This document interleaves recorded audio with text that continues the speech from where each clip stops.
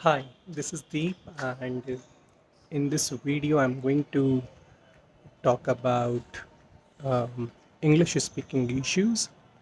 बहुत सारे लोग होते हैं जिन्हें इंग्लिश सीखनी होती है, बोलना सीखना होता है, और उन्हें काफ़ी इश्यूज आते हैं कि वो कैसे इंग्लिश स्पीकिंग सीखें, इंग्लिश में बोलना सीखें, कैसे खुद को इम्प्रूव करें। और काफ़ी सारे सॉल्यूशंस हैं इन सब चीज़ों के लिए। जैसे आजकल इंग्लिश स्पीकिंग कोर्सेज़ होते हैं, बुक्स आती है, और ऑनलाइन कोचिंग इंस्टीट्यूट्स भी हैं, आप ऑनलाइन सीख सकते हैं, एप्लीकेशंस भी हैं। तो बहुत सारे ऑप्शंस हैं, इतने ज़्यादा ऑप्शंस हैं कि कन्फ्यूजन भी उतना ही ज़्यादा है। मैं इंग्लिश मुझे भी पहले सच कुछ इंग्लिश नहीं आती थी। मैं भी काफ़ी हेजिटेट करता था कैसे लोगों से इंग्लिश में बात करूं, कैसे अगर चार लोगों के साथ बैठा हूं तो कैसे डील करूं इंग्लिश में। तो ये सारे चैलेंजेस मेरे साथ भी रहे हैं। मुझे दो चीज़ें जो इम्पॉर्टेंट हैं वो बतानी है। मेरे केस में आई वॉज क्वाइट हेजिटेंट कि मैं कहीं फ़ीस दे के इंग्लिश स्पीकिंग कोर्स करूं। मेरे टाइम पे इश्यूज़ थे, फाइनेंशियल चैलेंजेस थे, तो मैं ऐसा नहीं करना चाहता था कि मैं उन सब चीज़ों के लिए भी पैसे इन्वेस्ट कर सकूं, इन द सेंस कि मैं इंग्लिश वहाँ पे जाके सीख सकूं। आपके केस में डिफरेंट हो सकता है, maybe you are financially stable, तो आप आराम से कोचिंग इंस्टीट्यूट भी जा सकते हैं सीखने के लिए, वहाँ पे काफ़ी प्रैक्टिस कराई जाती है। इन केस अगर आप नहीं जाना चाहते हैं, आप खुद से सेल्फ इंग्लिश बोलना सीखना चाहते हैं, तो मैं कुछ टिप्स दे रहा हूँ जो मैंने अपने कैरियर में फॉलो करी हैं। सो मैं 6th स्टैंडर्ड में था। मेरे एक अंकल हैं, वो हमें इंग्लिश में बोलना सिखाते थे फ्री ऑफ कॉस्ट, कोई ऐसा उनका चार्ज नहीं था।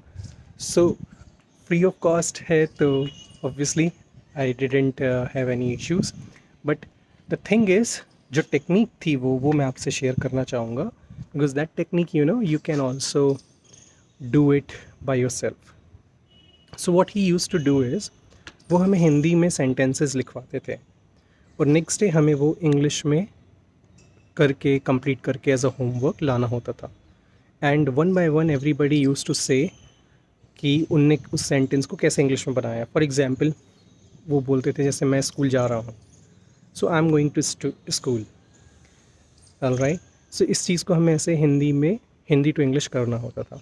इससे फ़ायदा क्या हुआ, धीरे धीरे करके सारी जो हिंदी वाली चीज़ें हम नॉर्मली आम तौर पे बोलते हैं वो हम इंग्लिश में करने आने लग गई।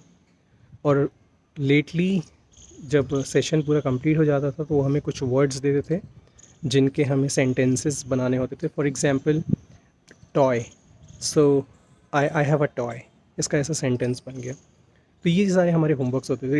It was a very basic method, काफ़ी आसान तरीका होता था, बस आपको वर्ड्स दिए जाते थे, सेंटेंसेस बनाने होते थे। धीरे धीरे करते करते क्या हुआ, जब हम ग्रुप में ये चीज़ सीखना शुरू हुए और हमारे सेंटेंसेस जो हिंदी टू इंग्लिश करने होते थे वो थोड़े बड़े हुए, तो उससे फ़ायदा क्या हुआ, जैसे मैंने कुछ हिंदी टू इंग्लिश किया है अपने वे में, ज़रूरी नहीं है जो अगला भी हिंदी टू इंग्लिश जिसने उस सेंटेंस को फॉर्म किया है वो एज़ इट इज़ मेरे जैसा हो। तो डिफरेंट वैराइटीज़, कैसे एक चीज़ को आप दूसरे तरीक़ों से बोल सकते हो, ये सारी चीज़ें सीखने को मिली, which was very amazing.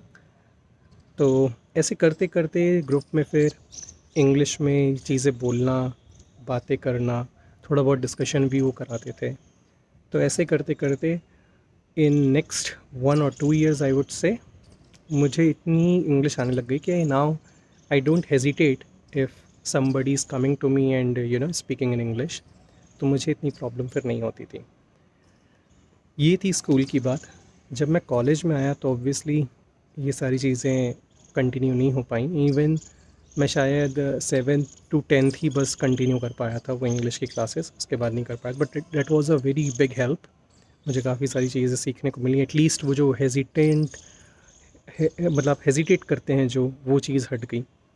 College में ये सारी चीज़ें नहीं थी मेरे साथ, तो व्हाट आई डिड इज़ मैं हॉलीवुड मूवीज़ देखना शुरू कर दिया with the SRT file. When I watched the first movie, I still remember it was The Ultimate Gift. And मतलब पहले भी इंग्लिश मूवीज़ देखी हैं, but obviously Hindi dubbed versions देखे हैं, not with the entire English version. So जब first time देखा तो SRT फाइल लगाई. आप कभी भी कोई भी हॉलीवुड मूवीज़ देखेंगे तो उसके सबटाइटल्स नीचे डिस्प्ले होने लगते हैं. तो मैंने जब फर्स्ट टाइम देखी तो आई वाज लाइक कि क्या हुआ मूवी में. मैं पॉज कर करके सबटाइटल्स भी रीड कर रहा था so that I can understand, because वो एसेंट इतना इतना यूनिक, इतना अलग था. जैसे हम नॉर्मल इंग्लिश में बात करते हैं वैसा तो कुछ भी नहीं था. It was completely different. So आधी से ज़्यादा चीज़ें तो सर के ऊपर से ही जा रही थी, but still I was able to manage and get कि क्या हो रहा है मूवी में. फिर उसके बाद जब दूसरी तीसरी मूवी देखने शुरू करी तो धीरे धीरे मैं वो एसेंट को भी, जो US का एसेंट होता है, जो हॉलीवुड एसेंट होता है, उसको मैं समझ पाने लगा. So these were the things जो मैंने अपने एंड पे करी.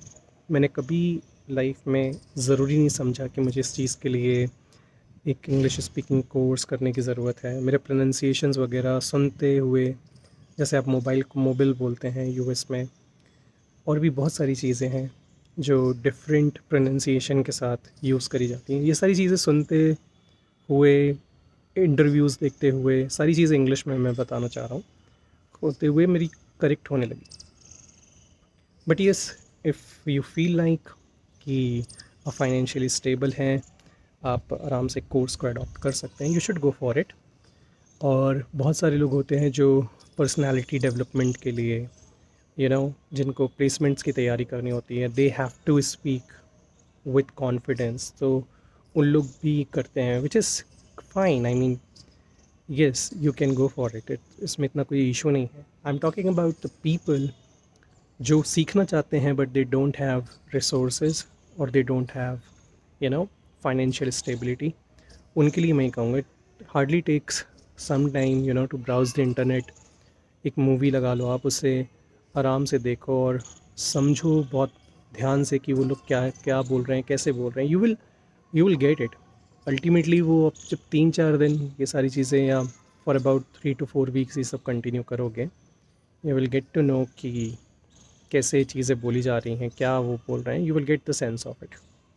सो I hope this vlog helps you और आप अच्छे से इंग्लिश सीख पाएँ.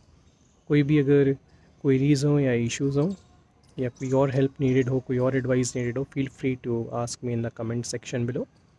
And if you think this video could help others, please don't hesitate to share it, and do like and subscribe to my channel.